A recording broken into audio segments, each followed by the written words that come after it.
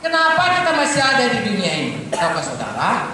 Karena pada waktu kita diciptakan Tuhan pada Kejadian 1, 26 sampai 28 segambar dengan Tuhan. Mulia.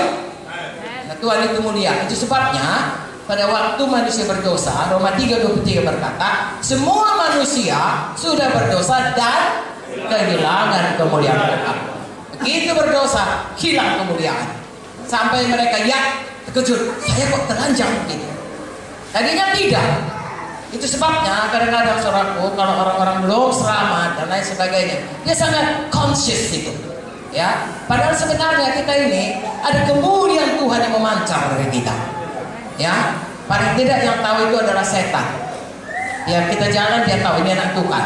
Ya, tetapi saudaraku, kita diciptakan segambar dengan Tuhan dan hilang kemuliaannya. Tuhan kita, Tuhan yang tidak pernah gagal dalam rencananya. Kalau dia punya plan, dia pasti sampaikan. Jadi kalau dia punya manusia ini diciptakan segambar dengan Tuhan, dia mau saudaraku nanti di Yerusalem baru adalah orang-orang segambar dengan dia. Anak-anak Tuhan yang hidupnya dalam jalan dalam kebenarannya. Sebabnya dikatakan saudaraku manusia baru ya yang terus dibarui dalam kebenaran dan kekudusan Tuhan yang sesungguhnya. Jadi ya. Jadi saya dan saudara sesudah selamat yang tadinya hamba dosa, yang tadinya manusia lama, Tuhan mau pulihkan menjadi segambar dengan dia. Itu sebabnya kita harus menanggalkan manusia lama yang kita proklamirkan dalam baptisan dan kita praktekkan seumur hidup. Bangkit kepada hidup yang baru, mengenakan manusia baru yang adalah sesuai dengan gambaran Tuhan. Haleluya. Di dalam Alkitab, kalau baca dalam Efesus 4, dalam Efesus 4 itu, misalnya, contohnya, ya, jangan lagi bohong, tapi berkata benar. Yang mana Tuhan? Tuhan tukang bohong atau Tuhan selalu berkata benar? Selalu berkata benar. Makanya kita harus mulai berkata benar, tidak boleh lagi bohong. Ya, bukan terutama takut kalau bohong tangkap polisi, tidak. Kita nggak boleh lagi bohong karena berkata ya di atas ya itu adalah Tuhan. Tuhan bukan manusia sehingga dia berbohong, dia selalu menggenapi apa yang dikatakannya. Demikian juga kita. Itu sebabnya Tuhan berkata dalam khotbah di bukit, ya di atas ya, tidak di atas tidak. Lebih dari itu, kenapa? Itulah sifat Tuhan, itulah kodrat Tuhan.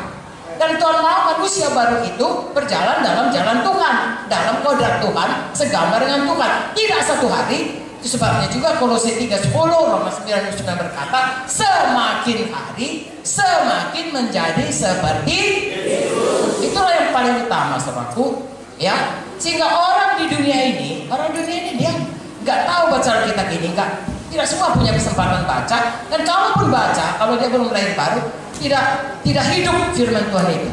Tetapi orang dunia ini yang tidak bisa berjalan melihat yang tidak kelihatan, hanya melihat yang kelihatan. Lihat sayang, dia hanya melihat hidup saudara, hidup saya.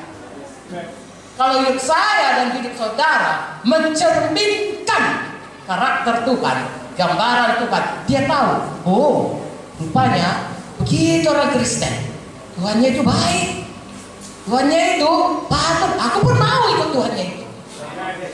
Kalau dia saudaraku, makanya Tuhan suruh kita ini hidup segambar, bukan untuk diri kita saja, bukan untuk menyenangkan Tuhan saja, itu membawa orang-orang lain juga melihat Tuhan dan nama Tuhan ditinggikan dari kehidupan kita yang berubah.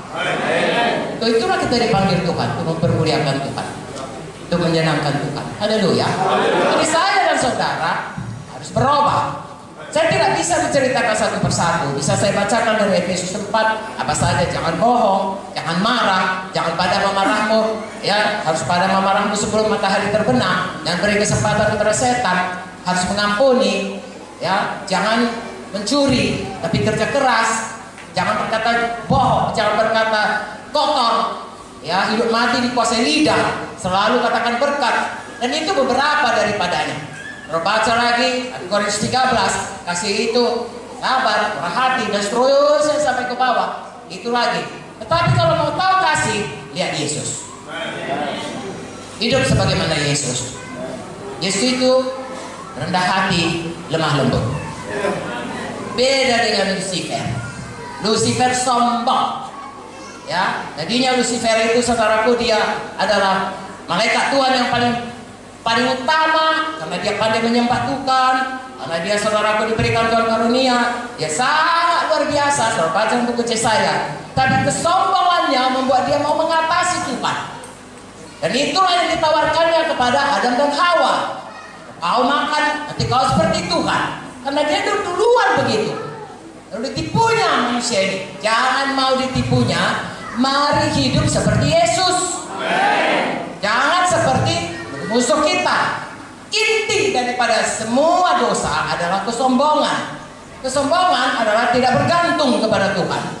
Bergantung kepada kekuatan kita, kepada kepintaran kita, kepada hikmat manusiawi kita, kepada kesehatan kita, kepada uang kita, kepada kedudukan. Nah, itu Tuhan berkata dalam buku Yeremia, terkutuk. Tuhan mau kita ini seperti Yesus, taat, tunduk kepada Bapaknya, percaya kepada Bapaknya, bahkan taat sampai mati di kayu salib. Tapi Tuhan memberikan kepadanya nama di atas nama. Bapa sangat mempermuliakan anaknya. Bapa sangat berkenan kepada Tuhan Yesus. Biarlah Tuhan juga berkenan kepada kita dengan terus menerus hidup baru di dalam Tuhan. Saudara dan saya bisa melihatnya itu tiap hari dan menguji diri kita. Adakah kita berubah tiap hari? Panduannya firman Tuhan. Ya, saya dulu misalnya, saya pemarah. Dalam arti kata, kalau orang, saya tidak mau ganggu orang, tapi saya jangan diganggu orang. Menurut saya itu filsafat yang baik. Tetapi sesudah saya baca Alkitab, saya baharui pikiran saya ganti ya hidup saya menjadi orang mengampuni semua orang, bahkan berdoa bagi orang yang menganiaya kita, memberkati orang yang memfitnah kita, dan seterusnya. Itu satu hal yang dibaharui di dalam hati, diucapkan dengan mulut, dan ditindakkan jadi pelaku firman. Setiap kali kita menjadi pelaku firman, maka kita lihat hidup kita berubah. Dimulai dari hati kita. Amsal 4, saudara berkata, perhatikan firman Tuhan, lalu itu menjadi kehidupan padamu. Maka mulai saudara kita membaca firman Tuhan ini, merenungkannya, mempercayainya, menyambutnya, menyimpannya dalam hati, dan mengerjakannya dengan sungguh-sungguh, maka kita akan melihat hidup kita berubah dan kuasa Tuhan turun dalam kita.